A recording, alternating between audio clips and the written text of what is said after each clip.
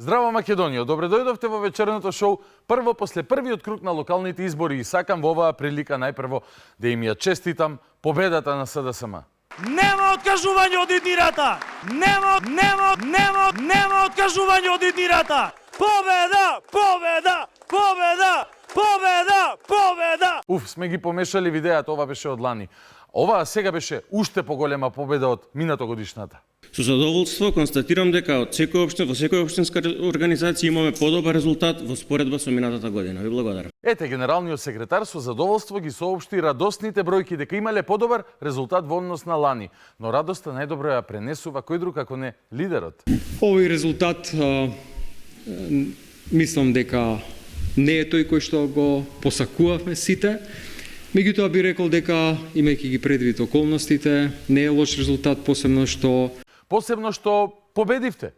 Не е лош резултатот, причинува задоволство и кај генсекот, а и кај стотици илјади други граѓани. Не насекаде, меѓутоа во еден добар дел од општините навистина имаме зголемување на бројот на гласови, кога ги споредуваме со ланската година, и тоа е еден доказ на таа консолидација која што започна изминатите месеци, изминатата година во партијата. Добра консолидација. Лани Таче победи со 150.000 гласа, годинава ти победи со 126.000 од прилика. Ако ова не е консолидација, јас не знам што е. Ако ова не е успех, не знам што е успех. Ама за Македонија реално. Но не се. Ајде, Ано Легендо, ти си наред. Распали. После интензивна кампања, срекни сме со резултатите. Браво! Треба човек да е среќен без она што го има.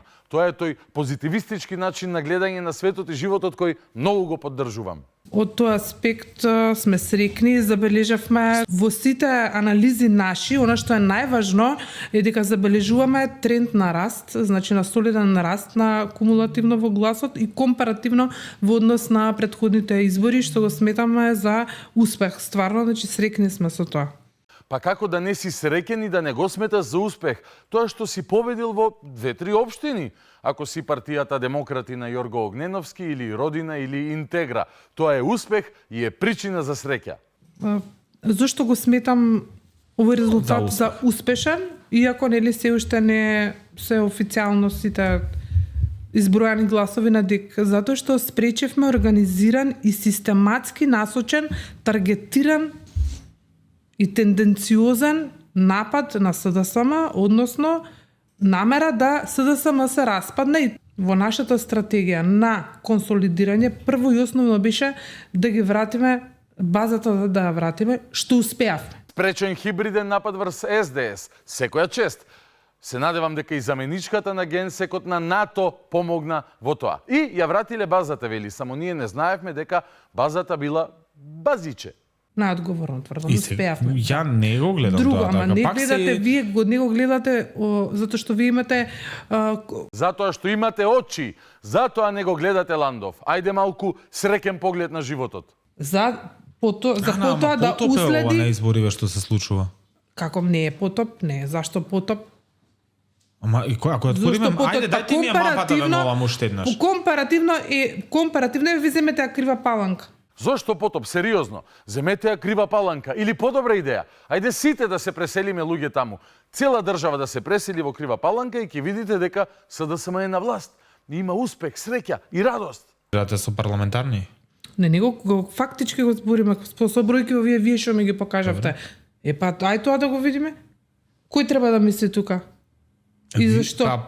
Моментално мислам дека СДСМ треба да мисли на својот опстанок. Ја мислам дека владата многу треба да се размисли што прави после овие резултати. Па како? Добро им кажа. Власта треба да се размисли што прави после 33 општини во прв круг, а не треба да размисли СДСМ после 3 општини во првиот круг. И тоа сериозно да размисли власта. Сите бројки се гледаат све. ВМРО-ДПМН ќе владее со цела држава. Владее со председател, владее со центарна власт и сега ви зема се од општини. Јас не знам што повеќе. И они да размислуваат. Гледате контекстот во ред, значи вие гледате во апсолутни бројки. Да гледаме кој победил, кој не. Меѓутоа, ни една појава не можеме ние во апсолутни термини да разматраме, мораме контекстот да го видиме. Перспективите и за една иста работа може да идат поинакви. Јас тоа го образлагам сега. Точно, според бројките, на пример, во Битола победи Тони Коњановски, но ако го гледаме контекстот и перспективите на СДСМ, може би победи нивниот кандидат. И тој може да биде контекстуален и перспективен градоначалник, а не овој избран на избори со гласови и со нивно броење. Чиста работа, успех, радост.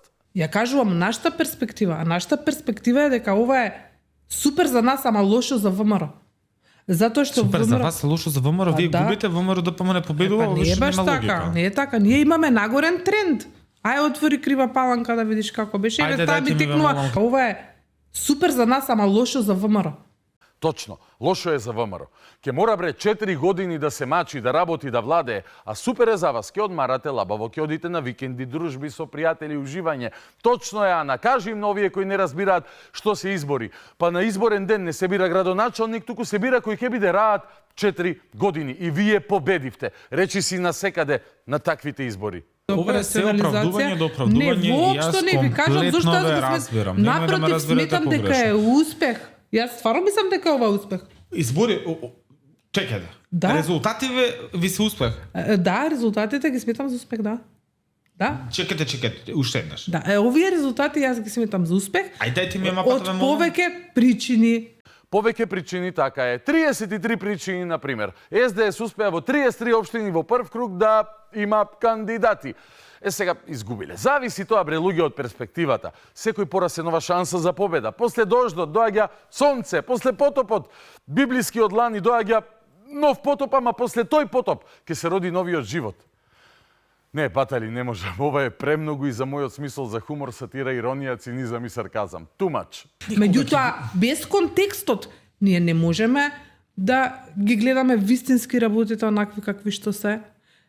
И затоа јас сум задоволна од овој резултат.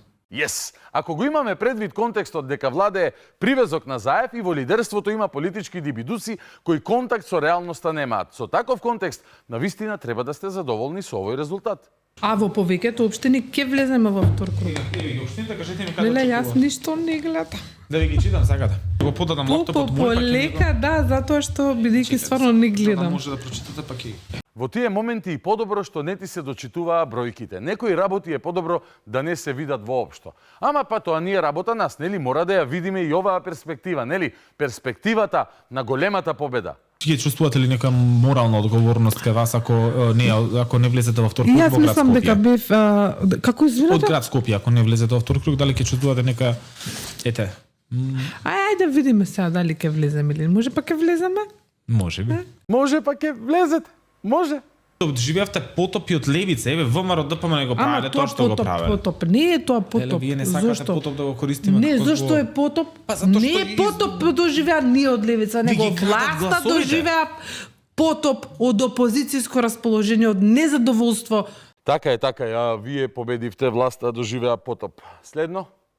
Значи, прашањето е зошто владата паѓа толку колку што паѓа. Очекувате ли? Дали легитимитетот на владата е разнишан?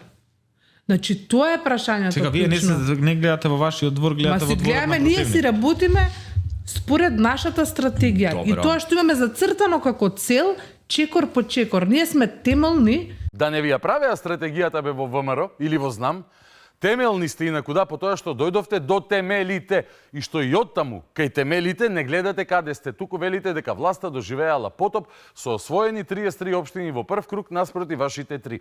Што е прав момент после 5 дена молк во радост, нели, од успехот, денес конечно да има и пресконференција во СДСМ со клучното прашање, кое сигурно ќе ја сврти играта во вториот круг. Почитувани граѓани, почитувани медиуми, македонската влада, која неколку дена престојуваше во Велика Британија, избегнува да даде одговори на клучните прашања кои го потресуваат регионот, а тоа е дали и што е договорено во однос на прифаќањето на мигранти и отварањето на мигрантски кампови во Македонија. Да, ќе се направи камп во штабот на Бихачка ако го изнајмувате после 2 ноември. Што ќе вие? Со ваква власт која доживува потоп после потоп, вашата работа е завршена. Одиме на сериозна анализа, луѓе, со најинтересните битки во вториот круг и професорот Владимир Божиновски Влајко, човекот кој ги знае бројките и трендовите. Ќе биде интересно. Останете со нас. Започнуваме веднаш.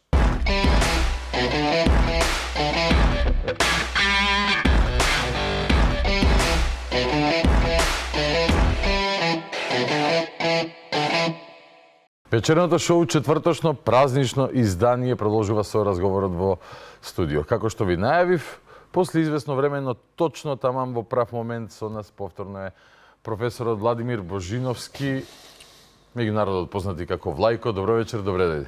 Добро вечер, добре ја најдев.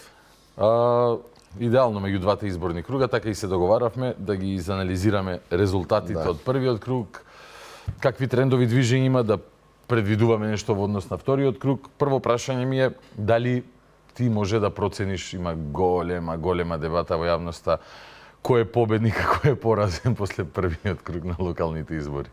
Не знам зашто има дебата. Се шегувам, имам на бихачка дебата. Не, беди. И на еден подкаст. Во принцип, минатите или предминатите избори, кога дискутиравме што е победник на локални избори, затоа што на парламентарни избори, нели, се знае победник е тој што ќе направи мнозинство во парламент. Да. На председателски, кој ќе биде избран за председател. На локалните избори е малку покомплексна целата таа перцепција околу тоа кој е победник и според мене ние би можеле да ги класификуваме победниците во однос на четири индикатора, да кажеме. И апсолутен победник би била онаа партија, доколку има таква партија, која што би била победник во сите тие четири индикатори. Би рекол различни индикатори. Првиот индикатор е број на освоени советнички места, односно број на вкупно освоени гласови на советнички листи. Вториот е број на освоени општини, градоначалници. Третиот е број на освоени од поголемите општини на ниво на Македонија. И четвртиот е, се разбира, победа во Скопје, како најголем урбан центар во државата, каде што градоначалникот практично е, можеби, и трет по реална моќ во државата, после, не знам, председателот и премиерот и председателот, во според тоа каков е буџетот и одговорностите кои што ги има за раководење на главниот град, во кој што живеат, нели, четвртина од населението официјално, а неофицијално комуницираат и третина од населението секојдневно. Така да, според овие четири индикатори, може да се види кој и како победил, дали има апсолутна победа некој, дали има релативна победа некој. До сега, значи, најголем број на советници, односно гласови на советнички листи има ВМРО-ДПМН. Најголем дел од поголемите градови исто ги освои ВМРО-ДПМН. Во повеќето веќе и е завршена битката уште во првиот круг, според очекувањата, нели, оние анкети кои што ги подготвува. Има доминација, апсолутно, реално. Најверојатно ќе има и најголем број општини. Мислам дека уште во прв круг има 34, 34. И се разбира, има најголеми шанси да победи и нивниот кандидат, господинот Орце Георгиевски, за градоначалник на Скопје, со оглед дека имаше тројно повеќе гласови од, нели, второ пласираниот. Така да, тоа е таа перцепција околу победникот. Втора работа, уште пред да бидат изборите, говоревме на оваа тема, кој колку гласови ќе освои како гласови. И јас реков, мислам, не јас. Ние кои што ги следиме, нели, и изборите, и претходните изборни циклуси, и споредби правиме, и едноставно можеме да процениме што може да се очекува на изборниот ден. Јас велев дека, затоа што имаше некоја изјава председател на СДСМ, господинот Филипче, дека, не знам, еден глас повеќе да освои СДСМ од парламентарните, тоа е успех. Ја тогаш реком, погрешно е поставена тезата, затоа што... Споредуваме баби и жаби? Не. Не може воопшто некој да се надева дека ќе освои повеќе гласови на локални избори. За тоа мислам. Од парламентарни избори. Поради две причини основни. Првата е затоа што секогаш излезноста е помала, ако ви имате помалку луѓе кои што ќе гласат, имате помал број вкупен на гласови. Втората причина е што секогаш има независни листи, независни кандидати кои што треба да се земат во предвид и кои што освојуваат 3, 4, 5, 6 и повеќе посто од вкупниот број на гласови.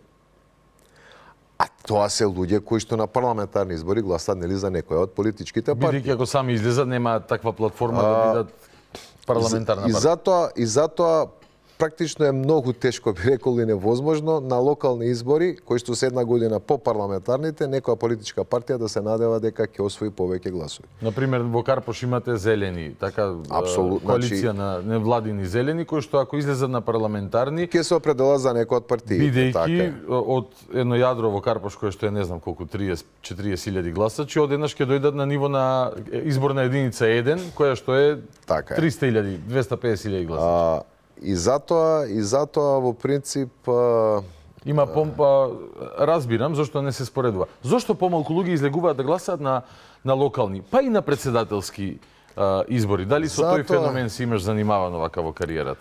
Затоа што перцепцијата е дека нели парламентарните избори како најзначајни, каде што се определува кој ќе раководи централната власт, бидејќи нели собранието ја бира после владата, мнозинството на собранието, едноставно е попривлечен за граѓаните. Они тогаш чувствуваат дека навистина може да дојде до смена или да се потврди управувањето со државата на некоја од политичките партии со тоа што ќе им даде поддршка. Ја искрено сметам дека е малку погрешно поставено од една страна, но од друга страна и ги разбирам луѓето затоа што децентрализацијата не е финализирана и се уште општините многу зависат од самата централна власт. Кога ќе дојде ситуација каде што децентрализацијата е завршена, каде што ќе има општините фискална независност, каде што ќе имаат поголем буџет на располагање, тогаш мислам дека ќе бидат и поинтересни. Инаку локалните избори би требало всушност да бидат и поинтересни од парламентарните, бидејќи граѓаните директно одлучуваат кој ќе раководи со средината во кој што они живеат, комуницираат секојдневно и така натаму. Но претпоставувам дека причината е што се уште општините во многу зависат и од централната власт.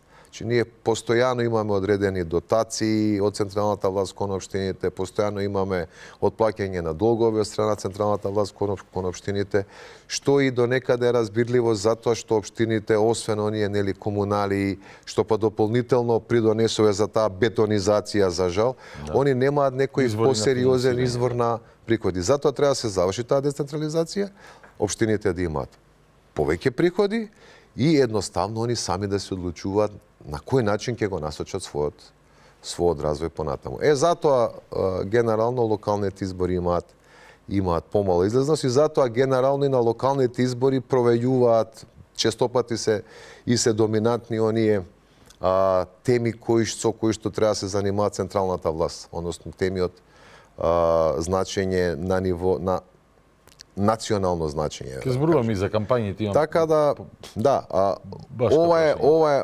ова е би рекол главната причина зошто локалните избори имаат помала. Имаше ли некој изненадување лично ти од резултатите во првиот круг? Имајќи предвид дека работиш сериозни анкети веќе децении, што е зборот. Не, па може да ги видите последното истражување кое што беше на националниот сервис на македонската телевизија, она генерална национална анкета која што објавивме понеделникот пред изборите, перфектно се поклопи со освоените гласови, односно со процентите кои што ги освоја политичките партии. Односно вашето сработено, резултатите се тие што ги...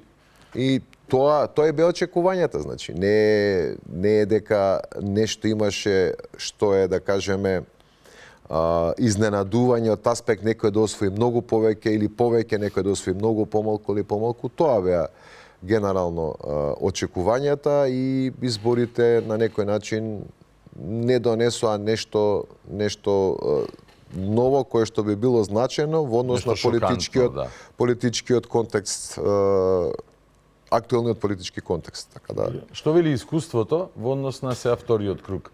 Што ќе поважно? Излезноста, например, колкава ќе биде? Дали може да биде помала, дали може да биде поголема? Нели имаме специфични битки? Например, во Скопје повеќето општини завршија работата, но градот останува за Па генерално има помала излезност. Искрено, освен онаму каде што се блиску првиот и вториот кандидат, каде што ако е тесно, тогаш има поголема тензија, да. Значи јас мислам дека, не знам, дека можеби во Центар и во Карпушки има поголема излезност, да кажеме. Во Тетово ќе има исто така, можеби поголема или слична излезност. Зависи прво колку кандидати биле во првиот, односно колку политички опции се надпреварувале во првиот круг, и второ зависи каков е соодносот на силите меѓу првиот и вториот. Односно, доколку имало, не знам, 4-5 сериозни кандидати во првиот круг. Дел од нив, тие од гласачите на или од гласовите на оние кои што не поминале во вториот круг, ќе излезат повторно и може ќе се определат за еден од двајцата кои останале. Но дел ќе се останат и дома, едноставно ниту едниот ниту другиот не им се привлечни и ќе се останат дома. Да. Второ, колкава е разликата помеѓу првиот и вториот? Доколку има голема разлика меѓу првиот и вториот, оние двајца кои што поминале, тогаш може да дое до одредено разочарување кај тие што гласале, да речеме, за вториот и да си останат дома. Значи, ја искрено не очекувам да има сега повисока излезност на ниво на град Скопје, ако имаме еден кандидат со 90.000 гласови и друг кандидат со 30.000 гласови. Би било, навистина би било куриозитет доколку се случи поголема излезност. Колку е важно тука, Владко, она прелевање на гласови. Дел од тоа го одговори. Сега, например, еве јас предпоставувам да импровизирам. Добро. На ниво на град Скопје, да имаше многу кандидати, добро, драматична разлика меѓу Орце Георгиевски и останатата четворка. Амар Мециновиќ, кандидатите на Вреди, на Дуи и Каја Шукова. Добро.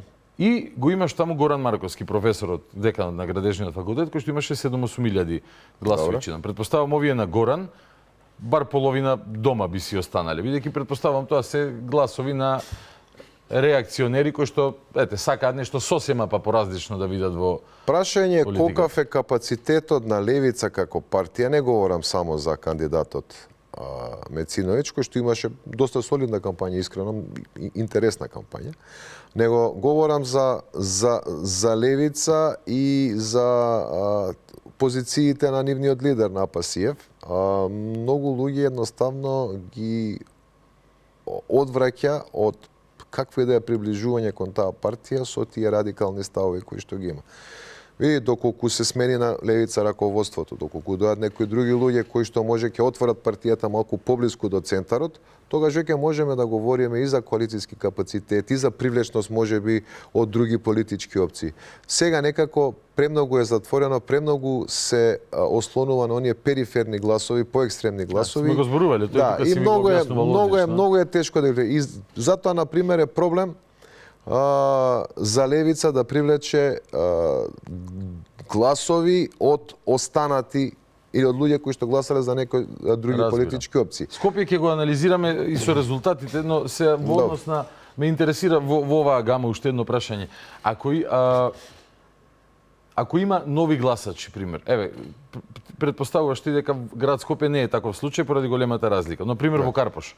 Сега новите што ќе излезат, како оди дистрибуцијата вака искуствено, научно, методолошки, колку во корист на првиот, колку во корист на вториот? Карпош е специфичен и по друга работа.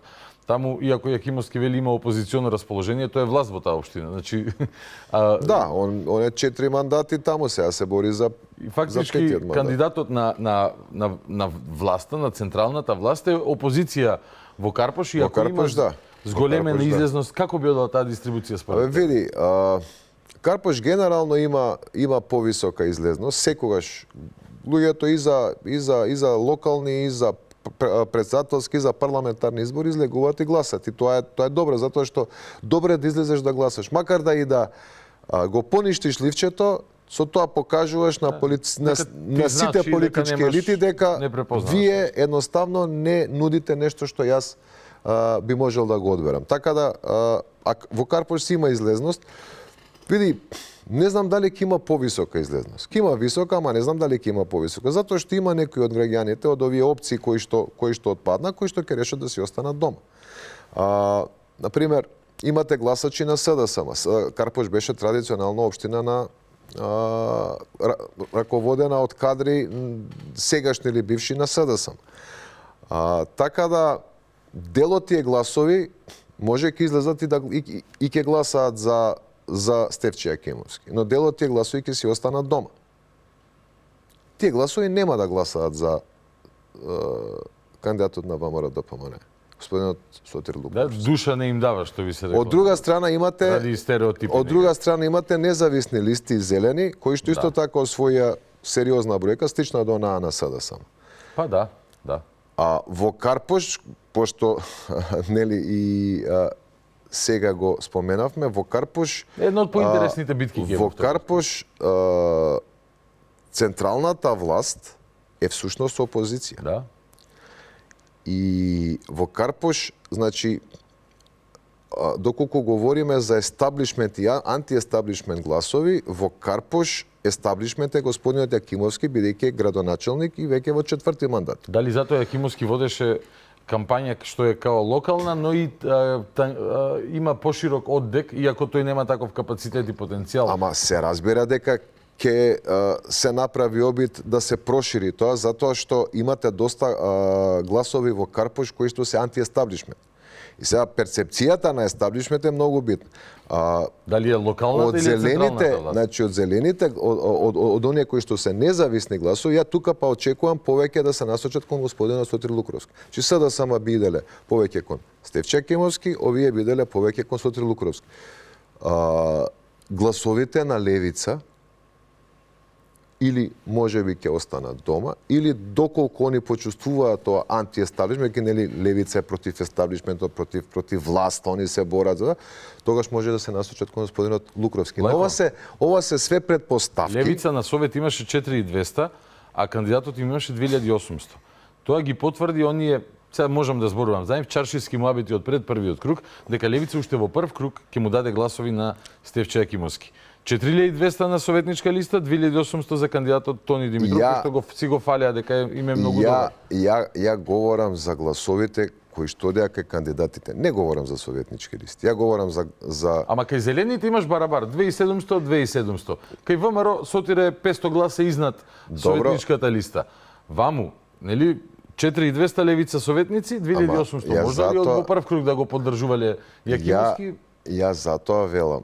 Ја ги гледам гласовите на кандидатите. Ја кога говорам за гласовите на левица, мислам во случајов гласовите на левица кои што отишле кај нивниот кандидат. Но потенцијалот им е поголем, гледајќи го Советот. Не говорам за тие други гласови си уште од прв круг. Сега, не можеме ние да тврдиме дали имало договор, немало договор, што и како. Но да, дел од тие гласови се отидени кај Стефче Јакимовски. Сега, јас борам за овие 2800 гласа што се. Дел од нив нема да гласат, дел од нив зависи како ќе почувствуваат кој е тука антиестаблишмент. Ако тоа е Стефче Јакимовски, ќе одат кај него. Ако тоа е Сотир Лукровски, ќе одат кај него. Затоа велам, тука е многу важна перцепцијата кој во Карпош е естаблишмент, кој не е. Да, парадоксална малце ситуација има. Не е парадоксална. Ви имавте и ситуација, да речеме, и во Куманово, каде што или во Струмица, каде што во Струмица 20 години на власт беше СДСМ, а од тие 20 години централна власт во Македонија 13 или 14 беше ВМРО-ДПМН. Така да не е тоа парадоксално, но сакам да кажам кој ќе биде. Во Струмица граѓаните гласа против локалниот естаблишмент, да кажем. Значи Да, разбирам. Кој е во Карпош естаблишмент? Финален заклучок. Нема финален заклучок. Тоа е све до перцепција на граѓаните. Дали е тоа Сотир Лукровски кој што е представник на централната власт или тоа е Стефче Јакимовски кој што е веќе 4 мандати градоначелник и се бори за 5-ти мандат. Значи кој што во изминатите 30 години повеќе од половина време бил кандидат, нели 30 години затоа што 96-та беа првите, ако не се лажам, локални избори.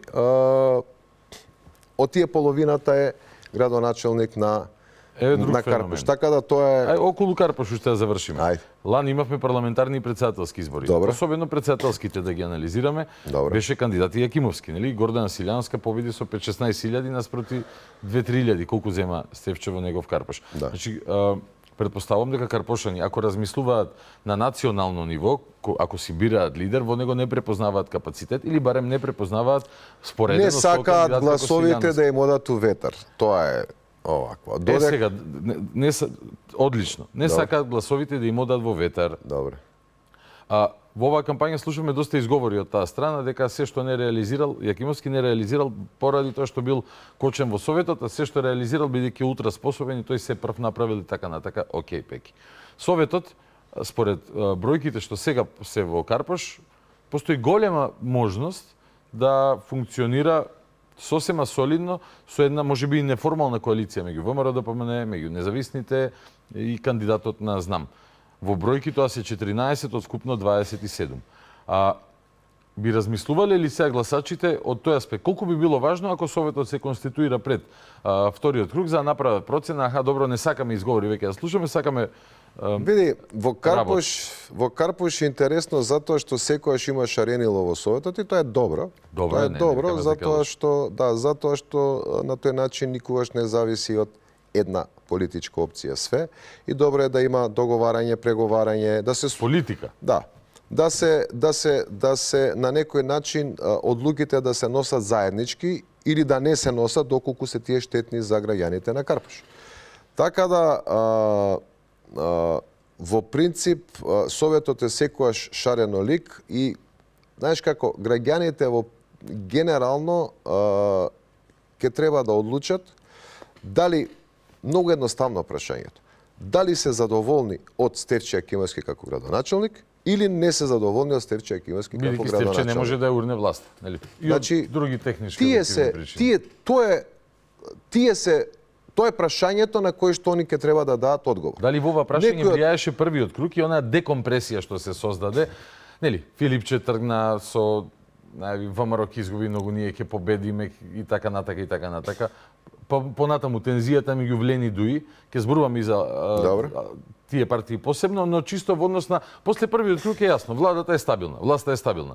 И ако не сака предвремени избори, ќе си го истера мандатот до 2028 година без никаков проблем. Така е. Така да нема нешто во овој момент што може да ја сруши. Дали тој фактор на анализа би влијал на гласачите кога размислуваат во однос на тоа кој е естаблишментот или каков гест тие ќе направат, што ќе значи нивниот глас, дали ќе им оди во ветер или нема да им оди во ветер? Прашање дали граѓаните, значи гледај како е. Продолжуваме нели за Карпош. Тамам. Правиме моја. Најподатлив пример е за анализ. Првото прашање ви го кажав, дали се задоволни од градоначелникот или не се задоволни. Ако се задоволни ќе си гласаат, ако не се задоволни нема да гласаат. Добро. Второто прашање, дали се задоволни од против кандидатот? Сотир Луковски, да. Ако се задоволни, ќе си гласаат, ако не се задоволни, нема да гласаат. Ако не се задоволни од двајцата кандидати, нема да гласаат воопшто. Ќе останат дома. Третата работа. Дали сметаат дека со оглед дека Советот ќе го има најверојатно мнозинството на ВМРО, ДПМН и коалицијата, најверојатно, значи ова е под претпоставка, може да го нема, пази. Може и да го нема, но ако го има Советот, дали тогаш треба да го гласат кандидатот кој што е представник на ВМРО, ДПМН или треба да го гласат, нели, Стефче Јакимовски. Добро. Како контратежа, не се знае. И четврта работа, дали доколку го гласат кандидатот кој што е од владеачката партија на централно ниво, за Карпош ќе биде подобро, односно ќе има поише пари, поише проекти све, или нема, односно или господинот Стефче Јакимовски ќе може подобро да се справи со сите оние предизвици кои што се не би требало, кои се во општината. Пример, кога се делеа и парите од унгарскиот кредит, Карпош не беше нефаворизиран, сите си добија подеднакво. Говориме на начин, односот говориме на начин на комуникација. И уште едно последно, ова е предпоследно, дали со оглед дека градоначелник, следниот градоначелник на град Скопје ќе биде од редовите на ВМРО ДПМН, односно господинот Орце Ѓоргиевски, затоа што на вистина се нема дилема. Знаете, ја сакам секогаш пред избори велам има повеќе шанси, не сакам да давам оние изрични ставови, но мислам дека во случајов е на вистина невозможно или Премали се шансите да се случи некој изненадување и господинот нели Мецина да работиме со тоа сценарио. И сега, прашањето е дали граѓаните сметаат дека доколку го изберат Сотир Лукровски кој што е од иста политичка опција со идниот градоначалник на Скопје, господинот Орце Георгиевски, тоа ќе биде подобро за Карпуш или не, или ако го изберат Стефче Акивовски како опонент, ќе биде подобро за Карпуш или не. Тоа го одлучуваат граѓаните. Тие се опциите се разбира и они треба да на некој начин да решат што сметаат дека е за нив подобро. Едните ќе секогаш едните ќе кажат едно, другите ќе кажат друго, третите ќе кажат трето, но ние говориме најдобро сега... си знаат жителите. Ние говориме сега за опциите кои што се поставуваат пред самите граѓани. Да одиме сега покрај Карпуш на другите важни општини во вториот круг, после може да зборуваме и за кампањите, сакам да те прашам твој впечаток. Но еве, покрај Карпуш, го имаме Тетово, го имаме Кичево, Струга. Многу интересна ситуација и во Куманово и за тој феномен сакам да позборуваме. Па не знам зашто. Не викам дека е на Максим водството под прашање или не, но влезе независниот кандидат Горан Стојковски Диро пред СДС, пред ДУИ, нели за тука бе, стотина гласа. До 88 минута фудбалски кажано, ДУИ влегуваше во втор круг, накрај влезе независен кандидат. И на нашите истражувања ние имавме Куманово, нели? Он беше доста сериозен. Значи имаше доста сериозна поддршка, тоа беше уште во Куманово, мислам ја бевме уште на почетокот на кампањата, така да со оглед дека другите кандидати беа тука некаде скоро сите, нели и СДСМ и ДУИ, па и Влен ако сака, значи имаше повеќе и он влегуваше во таа група каде што буквално секој од нив можеше да слично како град Скопје беше Куманово. Секој од нив можеше нели да оди во вториот круг. Во нашата анкета мислам дека втори излегуваше за многу малце кандидатот на ДУИ. И сега нели за 100 гласа, да. Така да тоа не би го гледал како... Исто и Битола имаше една интересна ситуација. Битола доколку имаше втор круг ќе влезеше и тоа исто така се покажа на анкетите кандидатката на Појнекоњ. Да. До сегашната претседателка на Советот. Но ете, колку, нели, за малку, но доволно во прв круг обезбеди победа градоначалникот Тони Коњановски, а ако имаше сега шта би било кад би било втор круг во Битола, имаше потенцијал околу Илиевска да се соберат сите па да има подраматична битка во втор круг? Чисто како поента, колку некој пат влегуваш во ризик или добиваш или губиш. Илиевска изгуби, сега ќе се врати значи, на старото работно место.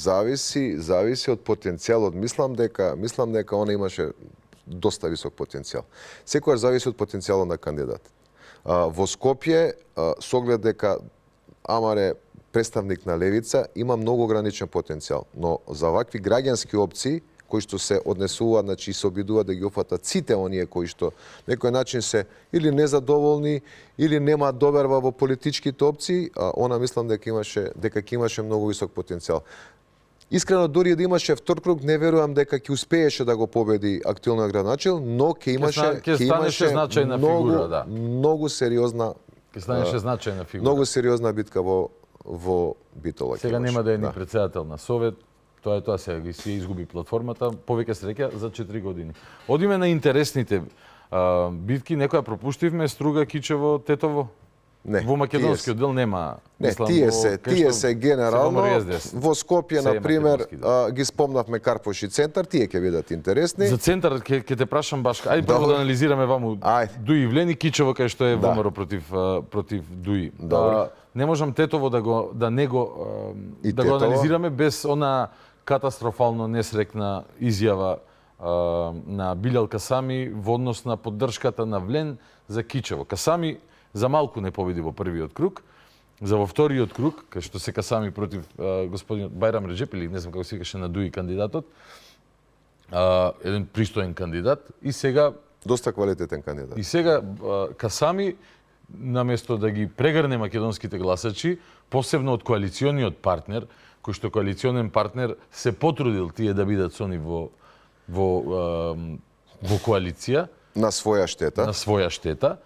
Овој наместо да одигра мудра политика, не етничка политика, политика која што навистина ќе придонесе кон некакво обединување и кохезија на општествено ниво и бегање од оние теми, дали ќе сечиме ногти или ќе летаме орли или не знам што ќе правиме. Овој дава изјава, вика се разбира дека во Кичево ние ќе поддржиме на Дуи кандидатот. На оној што сака главата да му ја скине и да седне место него во влада. Ај вака сега, значи ова е малку покомплексна тема да. И убаво е да се разговара. Значи прво, идејата на овие избори локални беше дека се настапува коалиција со коалиција. И тука кога говориме коалиција, не говориме на ВМРО, ДПМН и коалицијата и ВЛЕН како коалиција, односно Вреди, туку говориме за ВМРО, ДПМН, Вреди и ЗНАМ како владина коалиција. Да. 99% од целата кампања помина, би рекол, безпрекорно во однос на функционирање на таа коалиција. Значи, веќе не се гледаше, и тоа е можеби еден од феномените на овие избори, националност, етникум, не се излекува етнички теми, се говореше или за локални теми, или за оние централни политички теми, кои што, но немаше етнички теми. Дуи се обиде некако да се врати на корените во обид да привлече повеќе гласови, но видовме дека тоа е неуспешно. Така делува кандидатите на ВМРО, ДПМН, така делува кандидатите на ЗНАМ, така делува кандидатите на Вреди. Освен Билал Касами. Чи една беше кампањата, ние ги направивме истражувањата и во Чаер и во Тетово, ги објавивме нели на МТВ и рековме, имаат блага предност едниот и другиот, но ќе зависи каде ќе отидат гласовите на етничките македонци кои што не беа се уште определени, а пред се гласовите на ВМРО, ДПМН. ВМРО, ДПМН ги повика нивните гласачи да гласаат за кандидатите на Вреди. И затоа победи господинот Меджити во Чаер и затоа е во водство господинот Касами во Тетово. И тоа им е на сите јасно. Меджити тоа го знаеше, он направи една доста квалитетна и сеопфатна кампања, без никакви проблеми и он успеа да се победи во првиот круг. И он и така продолжи да се однесува. Од другиве лидери, например, имаме председател на собрание Африм Гаши, многу коректни изјави, солидни изјави, нели, гласачите на Алтернатива и така натаму и така натаму. Другите кандидати на Вреди, например, господинот Башкин Бакил, кој што беше кандидат нели за градоначалник на Скопје, освои солиден број гласови, исто така веднаш нели коалициски соорци. Да. Тоа си е све во ред. Единствен исклучок на функционирањето на оваа коалиција, во која што пред се ВМРО ДПМН вложи многу, бидејќи за прв пат не кандидираше кандидати како партија, ниту во Чаер, ниту во Тетово, ниту во Гостер. Со што си направи одредена политичка штета, но со намера дека време е да се функционира коалиција со коалиција, а не етникум со етникум. Тоа е новина на овие избори. И тоа ќе беше и 100% успешно да не беше Билал Касами. Значи, он беше исклучиво, дури, ако не се лажам, и господинот Фатмир Лимани, кој што беше кандидат на Вреди во Кичево, имаше после изјава, само треба да проверам, мислам дека имаше изјава, каде што рече дека ние не планираме да ги повикаме нашите гласачи за Дуи да гласат, затоа што Дуи е нашиот политички противник. Така е. Значи, борбата на овие локални избори, го говоревме во минатиот пат. Да. Не беше кој ќе победи, се знаеше дека ВМРО ДПМН ќе победи. СДСМ се уште е во процес на некакви реформи и јасно беше. Борбата беше да се види кој ќе го добие легитимитетот во етничкиот албански кампус, дали Дуи, дали Вреди. И тука ВМРО ДПМН и ЗНАМ инвестираа многу со цел да се покаже дека нивниот коалицијски партнер заслужува и треба да биде во владата. И тоа го докажа. Тоа се покажа во пред. Сега, кога сето тоа е затворено, останува отворено Тетово. Без разлика кој ќе победи во вториот круг во Тетово, без разлика, перцепцијата е веќе создадена дека Вреди има легитимитет да остане и ова влада си функционира до 2020. Така да сега воопшто не е битно дали гласачите на ВМРО, ДПМН и на ЗНАМ ќе го поддржат господинот Билал Касами во Тетово. Вториот круг е само кој ќе биде градоначалник. Веќе она централна политичка тема, централен политички дискурс веќе не е значајна.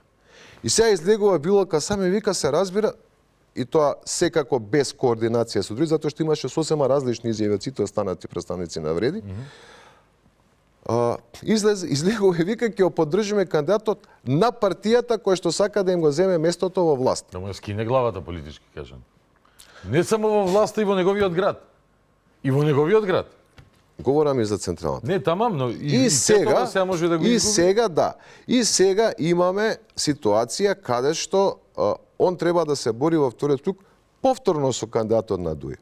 И го имате Билал Касами, кој што, не знам, вееше некои албански знамења, кажуваше дека, не знам, со син му во Албанија бил на некои припреми за фудбал, нешто што беше услед кампања. Од друга страна, кандидатот на ДУИ си беше на утакмица во Скопје со македонски шал, навиваше за Македонија. Да, разбирам. Сега не знам. Мислам, да. Неразбирливо, навистина. Прашање сега во вториот круг. Садомазохистички некако. Како ќе реагира ВМРО? Затоа што сега не говориме македонец, албанец. Сега говориме кандидат на коалицијата Вреди и ВМРО-ДПМН и вамо е кандидат на коалицијата Вреди и ВМРО-ДПМН. Односно на една од партиите во таа коалиција која што е на централно ниво. Што треба да направи сега ВМРО-ДПМН? Јас да сум, ја ќе кажам, добро, гласачите нека си гласаат по своје убедување. Ако сакаат да гласаат, нека гласаат. Ако не сакаат да гласаат, може да си останат и дома. Ако им е попривлечен кандидатот на Вреди, нека гласаат за него. Ако има попривлечен кандидатот на ДУИ, нека гласаат за него.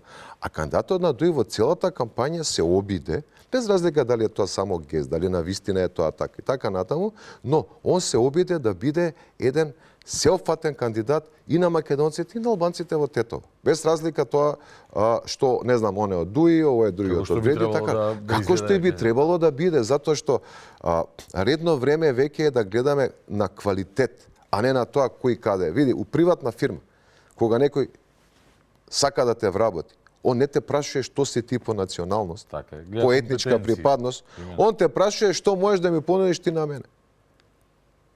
И редно време веќе тоа. И ВМРО-ДПМН се обиде заедно со Знам и со Вреди, па ќе кажам, да го направи, да го направи тој исчекор, да излеземе од оние меѓуетнички коалицирања и препукувања, и тоа е 95% успешно на избори, и слично ќе било Касами.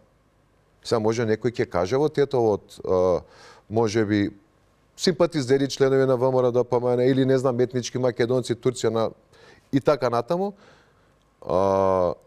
Не знам, може треба да го пратиме Билал Касами во политичка пензија, бидејќи само он е единствен глас кој што е контра оваа струја која што може само да ја донесе добра на државата во иднина. И во овие 16 месеци никој од таа коалиција освен Билал Касами не бил затоа и велам спорен во однос на изјави, во однос на гестови. Тоа е најголемата грешка затоа што Билал Касами се обидува да биде поголем Али од Али Ахмети. Значи он влага на територија на ДУИ. Не можеш да влезеш на таа територија. И таа територија се смалува како што видовме од резултатите. Нема век. Да, и друго ако се кај бил Билал Касами 2001 година? Не знам. Кај бил Билал Касами 2001 година? Може би на факултет. Некој знае? Немам Или сака да се спореди со Али Ахмети. Не можеш да влезеш на таа територија. Друго, се виде дека тоа е веќе обсолит, што би рекле на англиски. Значи, веќе е застарено, затоа што и ДУИ се обиде во дел од кампањата. Особено во предкампањата. Да, но видоа и они увидоа дека тоа веќе не пали. Ниту кај нивните гласачи, ниту кај етничките албанци. Сите ние сакаме да имаме поквалитетен живот. Што ми зборуваш за 2001 не знам што, која ѓубрево така пред на улица е континерот е препон ставици шета. Сите сакаме да имаме поквалитетен живот. И затоа веламе многу чудно што во кампања која што генерално може да ја наречеме граѓанска, каде што не се обидуваа на оние етнички емоции да се прилекуваат гласови, дури и ДУИ се откаже од тоа во подоснежниот дел од кампањата, вие го имате Билал Касами кој што исклучиво со тоа се обидува да освои гласови, завршува прв круг на избори, му зависи местото токму од симпатизерите на ВМРО-ДПМН, не велам етничките македонци. Не, од симпатизерите на ВМРО-ДПМН, затоа што не е битно тука етникумот. Така е. Да. А он вели, поддржате го кандидатот на ДУИ во Кичево, а не кандидатот на ВМРО-ДПМН. А него му зависат изборот од гласовите на ВМРО-ДПМН. Као заклучок може да се случи, затоа што е толку паметен, во Тетова не е градоначалник, нели? Да. затоа што кажал дека ќе ги поддржи може противниците да во победи. Кичево. Да. Па види, со Така. таа изјава многу се зголемува шансите на кандидатот на Дуи во Тетово. Многу се зголемија шансите. Одиме на Кичево. Ако Влен не гласа, има шанси господинот Јовановски да победи, бидејќи луѓето сметаат... Ќе победи, да. Според бројот на гласови, види, и во Кичево не говориме за повторно за некакви етникуми. Не за етникум, него за квалитет Значи на човек. говориме, имате градоначалник од Фатмир една Дехари партија, или кој Александар што е Јовановски? градоначалник колку 3 или 4 мандати. Така нешто, не знам, неколку пати. 3 или 4 мандати. Мислам дека Може би ова 3 до сега полни, така Мислам дека не, може да се 4 мандати, но добро, 3 или 4, не е важно. Кој што од кој што во принцип граѓаните не се задоволни. Во текот на кампањата, он беше, мислам, единствен градоначалник, ова кандидат, кој што повеќе од кампањата помина во Швајцарија него во Кичево. И не говореше за како Кичево да го обновиме, да го разубавиме, него не знам, си правеше некоја кампања во Швајцарија, затоа што не знам зашто на некои швајцарци би било битно дали во Кичево има парк или нема парк, или има велосипедска патека или не. И од друга страна имате кандидат кој што има многу сериозна програма, кој што ќе има многу сериозна поддршка и од централната власт, конечно и Кичево малку да го разубави, да заличи на град. Како што тоа се случи со неколку други градски центри. Значи, еве, ако ги споредиме според големина, мислам дека се тука некаде, може грешам, но мислам дека тука некаде се, Кичево со Кавадарци. Видите го, Кавадарци пред 15 години сега и Кичево пред 15 години сега, кој што нема некоја голема разлика. И тука збориме околу квалитетот на понудата, квалитетот на кандидатите. Не говориме за... Да, но Кавадарци не била општина кроена од политички причини, па сега некој жител на некое село 20 километри од центарот на градот да одлучува за политиките на... Не е тоа проблем. Може и да е 50 километри од центарот на градот и треба да одлучува ако живее таму. Проблемот е што кај нас се уште право на глас и на локални избори имаат луѓе кои што со години и со десетлетија не живеат тука. Тоа треба да се смени. Значи, ако ти живееш без разлика дали, ако живееш у Скопје, без разлика дали си во Сарај или си во центар, со оглед дека Сарај, нели, стана дел, како стана и зашто, го тргаме на страна. Но, ако си тука, имаш право да гласаш, не само што имаш право да гласаш, но треба да те поттикнат политичките партии и ти треба да имаш дополнителен мотив да гласаш со цел да се избереш градоначалник на Скопје, меѓу другото, нели, на својата општина и на Скопје. Но, имате луѓе многу во Скопје кои што имаат граѓанство, имаат легален престој, немаат државјанство.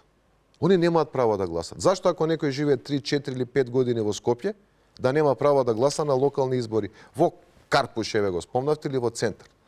И он се соочува секојдневно со тие основни проблеми. Дали е исчистено, дали улицата е средена, дали има тротоар, дали има велосипедска патека, дали е фрлено ѓубре, че сите оние локални проблеми за градинки, за школи, така. Зашто он да нема право да гласа?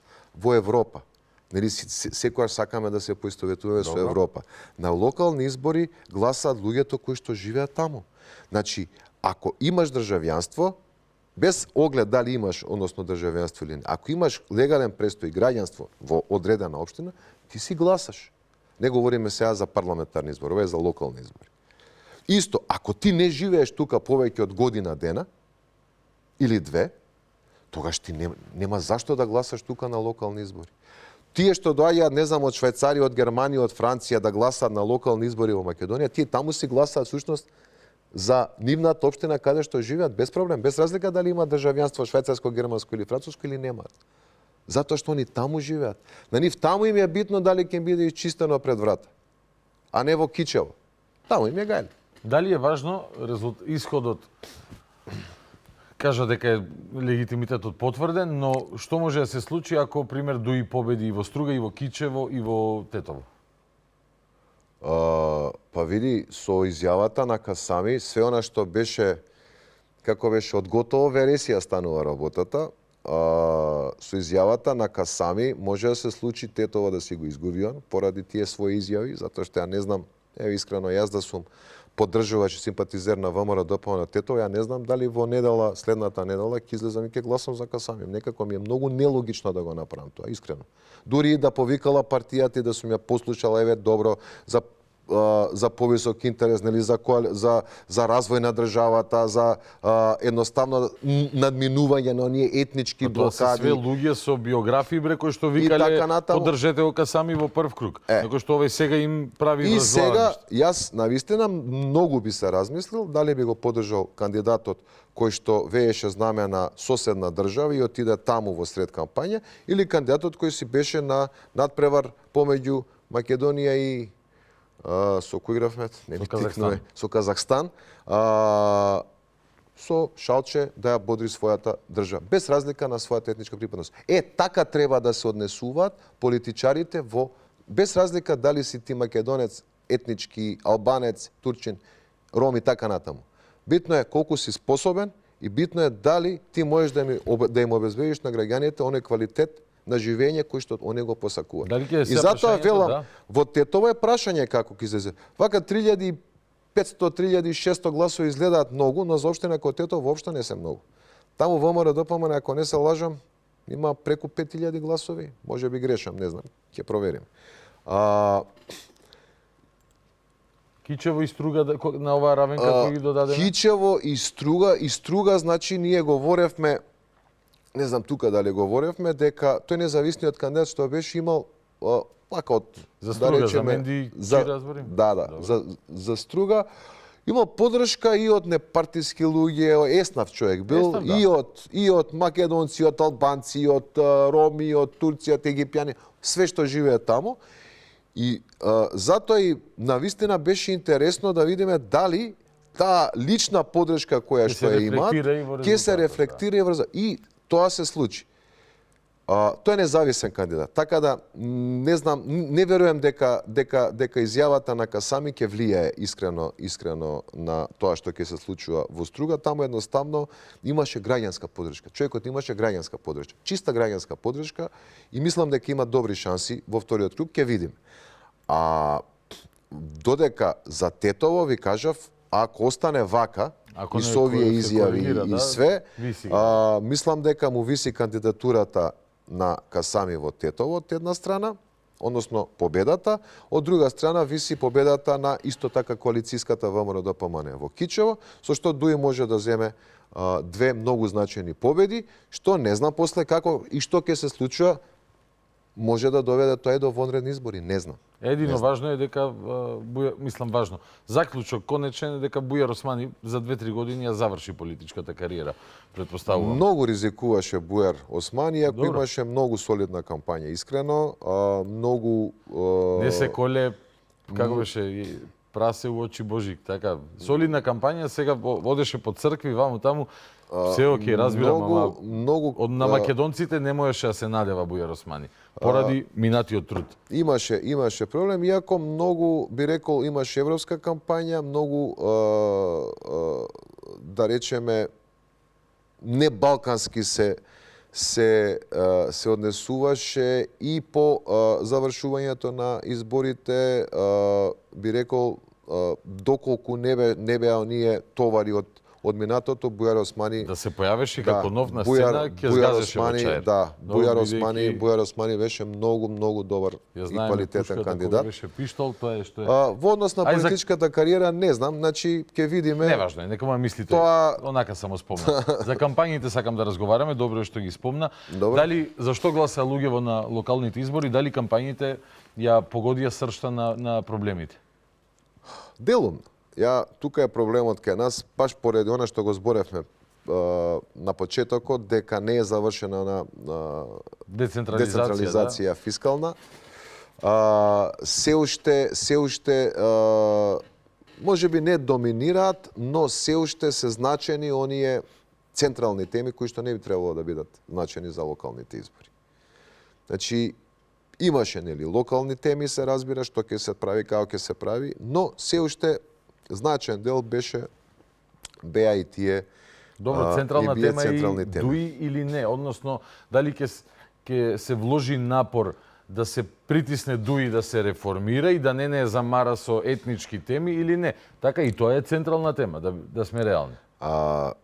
Доколку имаше фискална централизација и општините имаат поголема, да речеме, одвоеност од централната власт, тогаш мислам дека и дури и ова немаше да биде толку значајно. Ке беше во случајов, да, тоа е легитимно, но немаше да е толку значајно. Сега дека општините се на некој начин зависни од централната власт, ќе провејуваат, дури понекогаш и ќе доминираат тие централни теми. Ајде кампања по кампања. На ВМРО кампањата беше вистинскиот избор. Зорце е поразлична, нели? Зорце твој прво човек, потоа градоначалник, но зборот човек го имаше присутен и во копирајтингот на оваа кампања, нели? Твојот човек, твоето мало, твојата општина, кај што Да, они се обидуваат тоа да го направат, нели, на едно локално ниво, во обид да ги привлечат со локални теми граѓаните. Провејуваше онаа централна тема околу легитимитетот на владата во однос на вреди и дуи, но сепак беа повеќе локални теми. И СДСМ се обиде исто така. Се бориме за нашиот дом, беше. Да, и СДСМ се обиде некако да ги локализира.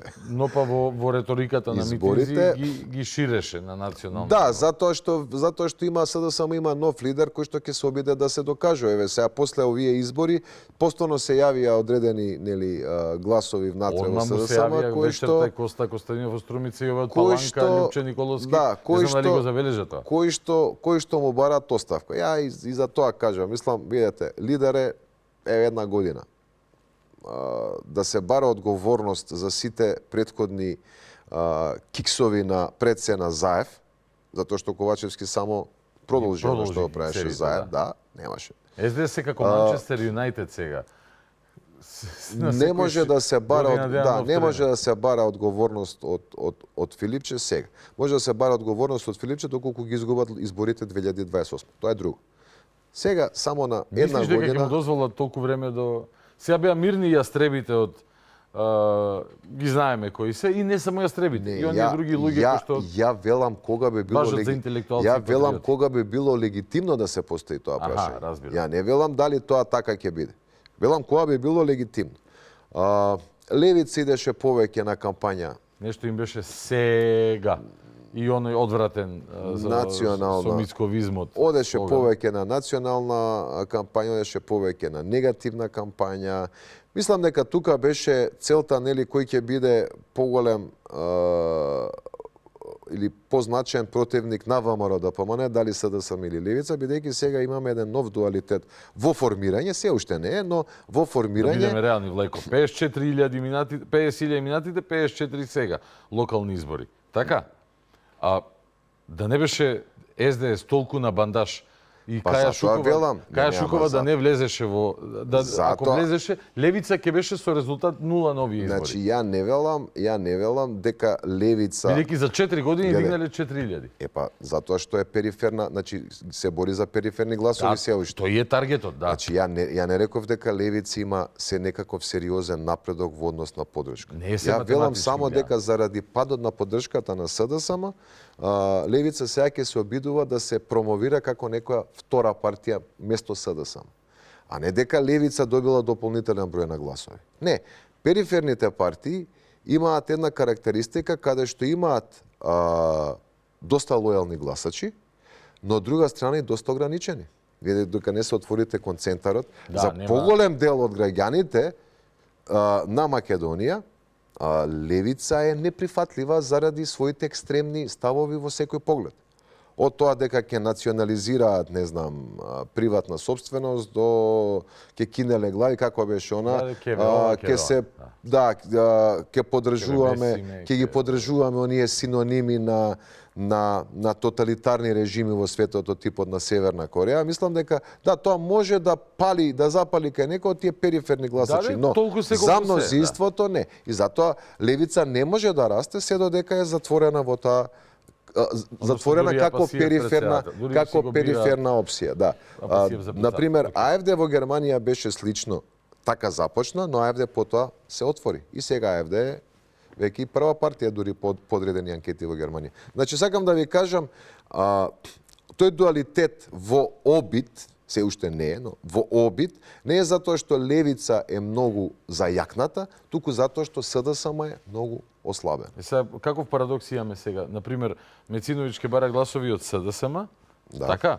Да. И Односно ќе вика вие со урнатава партија И најверојатно до урнете, ама и најверојатно нема да ги добие, па нема зашто овие сами против себе ги треба да гласаат. Не, види, веќе е битка меѓу нив за легитимитет во не е математичка. Не е тука и веќе на партиско ниво, тука едноставно левица као партија не може да привлече гласови кои што повеќе инклинираат кон центарот, какви што се гласовите на како човек кој што е поумерен примерот. Ама он не може поумерен, ама го имате позади него Апасиев, така да.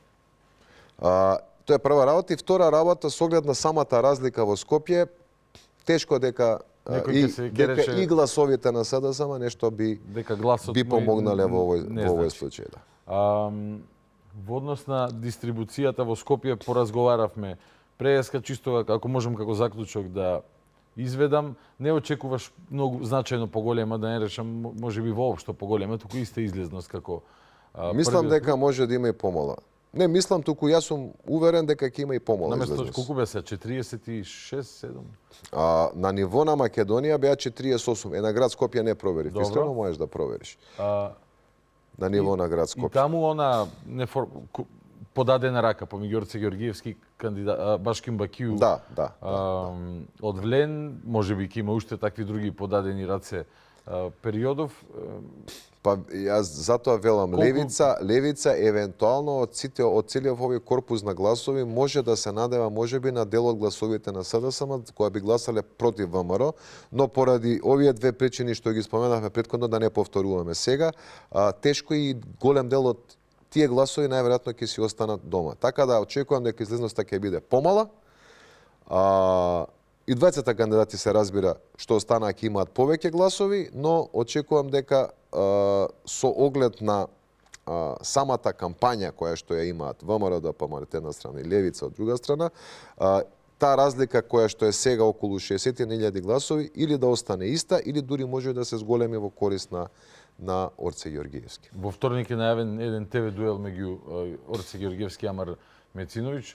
Постои ли нешто што може да се случи на тој ТВ дуел кој што имајќи го предвид се тоа што досега го кажуваше. Но сепак, постои ли нешто што може да се случи што ќе е во значителна корист на едниот или другиот? Или па кои се тие грешки што не би требало да си ги дозволи ни едниот ни другиот? Дуелите се особено интересни доколку имаме кандидати кои што се блиску. Разбирам, да. Кога имате разлика која што практично е ненадомеслива, дуелот може да влие и за едниот и за другиот, но нема нешто многу да смени. Може да зголеми разликата помеѓу двајцата кандидати, доколку е поуспешен Орце Георгиевски, може да ја намали доколку е поуспешен Амар Мециновиќ. Но ќе кажам, Амар Мециновиќ е добар кандидат. Мене ми се свиѓаше, значи и неговата кампања и све. Проблемот е што позади него е Апасиев. И многу луѓе заради тоа, многу луѓе види, он се обиде да се наметне како некој граѓански кандидат. Да, но со кои проекти? Ама затоа велам, он се обиде да се наметне како граѓански кандидат. Тоа е окей. Проблемот е што позади Апасиев. И сега они се обиде да направат дуалитет на кампањата, овој ќе биде граѓански кандидат, но Апасиев ќе ги потсетува сите, нели, за оние би рекол основни постулати на функционирањето на левица како платформа, кои што се доста екстремни се разбира, така да затоа велам многу е ограничен тој опсек во кој што Амар може да се надева и да очекува гласови. Односно товар се еден на друг. Види, јас мислам дека повеќе од Орце, повеќе од самиот Орце да победи Орце во Скопје сака Димче Апасиев да победи Орце. Затоа што мислиш дека ќе го загрози? Апсолутно да. Зборам за тоа како тој го доживува. Не, ама види, таму нивна работа. Без разлика, они си самата политичка партија си знае нешто, можам јас да кажам еве вака од страна, или да направиме една брза анализа е дека доколку левица сака да прерасне во голема партија, има можност, доколку сака да прерасне во голема партија, мора да се отвори кон центарот. Вака останува периферна партија со ограничен број на гласачи. И тоа е тоа. За да се случи тоа, прво треба да ги сменат политиките, а најверојатно ќе треба да се смени и лидерот. Но тоа е нивна работа, се мешам, се разбира. А една таква анализа за знам. Знам, си ги потврдија гласовите кои што ги има. 60.000 отприлike. Не, види, они се имаа помалку, околу 40.000 има, но нема листи секаде. Добро. И Левица немаше листи секаде. И Левица ќе имаше повеќе гласови доколку беа парламентарни избори, да се разбереме. Добро. Они ќе има гласови сличен број како што има минатата година. И знам ќе имаше на парламентарни избори. И знам ќе ги имаше истите гласови затоа што ги потврди. Со оглед на тоа колку советнички листи има и каде има, они си ги потврдија своите гласови. Освоија близу 40, значи 40.000 гласови, всушност 39 и нешто мислам дека беа. И со тоа они си ја потврдија довербата која што живаат.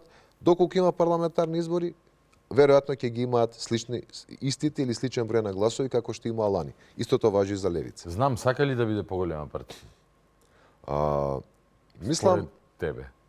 Види, се разбира секоја партија Добро, сака да биде за поголема. Да биде, или што треба да прави, или што не прави, а треба да прави. Прво што ќе се обиде да направи, знам и мислам се обидува, колку што можеме да ги следиме во јавноста, е да се етаблира прво како партија. Тоа што имаше многу партии кои што беа како кокичиња во минатото.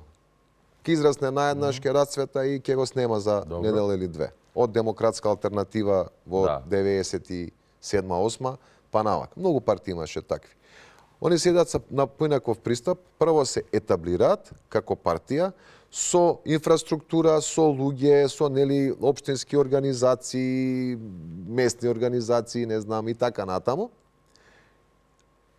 И потоа ќе се обидат да растат. Имаат една силна база во Куманово како центар и доколку работат се разбира без да направат поголеми грешки, мислам дека имаат таква можност. Сега дали ќе прераснат во поголема партија, тоа не може никој да го каже, но доколку се етаблираат, они во секој случај може да ги задржат овие гласови кои што ги имаат и да бидат една квалитетна средна партија на политичката сцена, која што ќе биде некаков баланс помеѓу големите партии. Иако сега веќе немаме две големи партии, сега имаме ВМРО-ДПМН, имаме повеќе мали партии. Не мали, но да кажеме средни партии. Тука се Левица, тука е можеби и знам, СДСМ се разбира е некаде измеѓу. Во зависност од тоа како ќе продолжи развојот на СДСМ, она може да се приклучи на овие три партии, а може да се врати назад како директен конкурент на ВМРО-ДПМН. Ти би им советувал да не брзаат со кинење на главата на Венко, бидејќи немал доволно период да се покаже. Прашањето е дали не, види, тоа си знаат симпатизери, членови и функционери на СДСМ, но јас говорам од политички аспект. Премалку е една година за некој да покаже што знае и дали знае. Тоа истото као да излезеше некој, а имаше, нели, но да излезеа множество од, не знам, симпатизери, гласачи на ВМРО-ДПМН и членови и да кажеат Христијан Мицковски да се даде оставка после поразот 2019 година. Нели, на председателските избори. Да. Нема логика никаква. 2021 беше клучна. И тогаш ВМРО-ДПМН победи и тогаш Христијан Мицковски всушност се докажа пред своите членови и симпатизери дека заслужува да биде лидер и нели тоа потоа следеше и со победа и така натаму. 2019 председателските избори во првиот круг Силјана Скадавкова и ВМРО има само 4000 гласа помалку од СДС и ДУИ заедно. Така е. На крај на денот говориме дали некој победил или изгубил. И сега, види, ако земеме тогаш ја го говорам ова од некоја слична временска дистанца, пошто мислам дека изборот на Христијан Мицковски како председател некаде беше 2017 на крај, ако не се лажам. Избори беа 2019 негде мај. И затоа го споредив. Венко Филипче отприлика сличен мандат како тогаш Христијан Мицковски. Сега, не може вие да барате оставка од некој кој што наследил разрушена партија од претходниот лидер и да очекувате дека за година и пол ќе победи на избори. Но може да барате ако ги продолжи по губитничките политики, например националните теми кои што ги активираа пред кампања неразбирливи причини, како бугарскиот договор и така. Тоа си е, види, ја навистина не сакам да се мешам и да им сугерирам на политичките партии како треба да се ја водат партијата. Они се знаат. Јас само говорам дали може да се бара или не може да се бара одговорност од лидер на партија после, не знам, една година раководење со таа партија. И затоа реков, 2028 доколку остане Венко Филипче и доколку ги изгуби изборите, тогаш веќе говориме за... За крај, неколку минути, Општина Центар последна ја остави. Добре. Интересна ситуација. Да. Иако Герасимовски нели имаше улога на некај умерен фаворит, 8535 гласа, Лабудовиќ знам 5707. Сега не се сами. Ја имаме Марија Среброва од Левица 2120, Билјана Ивановска, предишната претседателка на ДКСК, 4465 гласа. Што ти вика пилето за Центар? Доколку имаше малку повидлива кампања Билјана Ивановска, она можеше да влезе во втор круг. Генерално, според овој корпус на гласови... Те изненадува тоа од Центарци или не? Не, зашто да ме изненадува? Незините гласовите за неа се... Може ли да ги квалификуваме како гласови против естаблишментот во општината? Па повторно тука се поставува прашањето што е естаблишмент. Исто како во Карпуш. Како во Карпуш, да. Дали естаблишмент е оној кој што раководи со општината досега, тоа е градоначалникот, или естаблишмент е централната власт, доколку градоначалникот е од опозицијската партија. Со тоа што на Лабудовиќ му е полесно да се тргне од, иако е заменик министер, но сепак не е од ВМРО, тука е од ЗНАМ. Да. Многу поприфатливо за голем број во Центар. Знаеш, све зависи гласачите кои што гласаа за Билјана Ивановска, како ќе се насочат.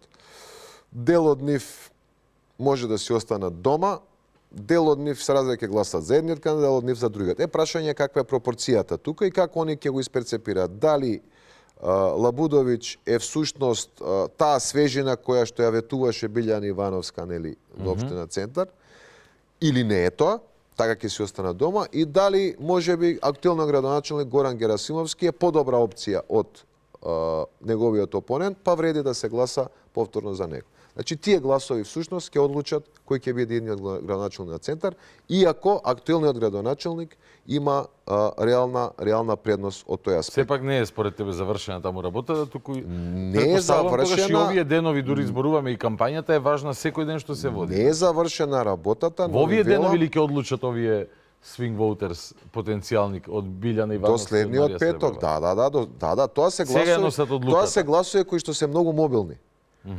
Тие гласаат за оние кои што сметаат дека може најдобро да ги представува во одреден изборен циклус. Они може да гласаат за политичка партија на парламентарни избори една, за локални друга или за независен кандидат, за претседателски за некој трет кандидат. Тие се многу мобилни гласови. Како ќе решат сега меѓу изборите, ќе видиме. Од една страна го имате градоначалникот на Центар кој што имаше сосема поинаква кампања од СДСМ и успеа со таа кампања, значи многу поквалитетна кампања имаше Горан отколку кампањата на неговата матична партија. Он беше видлив на ниво на Скопје. Каја Шукова не беше видлива. Значи, Горан Герасимовски беше видлив. Секој со шансите. Значи, све зависи како овие гласови значи, ќе проценат и дали ќе успее едниот од овие кандидати, двајца, да се наметне всушност во привлекување на тие независни гласачи. Јас сум задоволен и ти благодарам на одвоеното време, па не, ево, 68-9 минути, ама се што сакав те прашав и добив одговори на сите прашања. Па се надам дека офатив она што беше најинтересното, да. Конечните одговори ќе дојдат за 9 дена, 10 дена во недела на 2 ноември и тогаш ќе коментираме, ќе видиме како испаднал на пазар домашниот ЕСАП. Професор Владимир Божиновски, благодарам на гостувањето, се гледаме следна прилика. Благодарам поканата. Фала ви вас што останавте со нас до самиот крај. Следна средба закажувам утре по 22:30 со една опасна двојка, опасен тандем со кој што ќе продолжиме со анализите на политичката сцена. До тогаш стандардна процедура. Гледајте, слушајте, размислувајте, анализирајте, излекувајте сопствени заклучоци. Добро на Македонија, главата горе.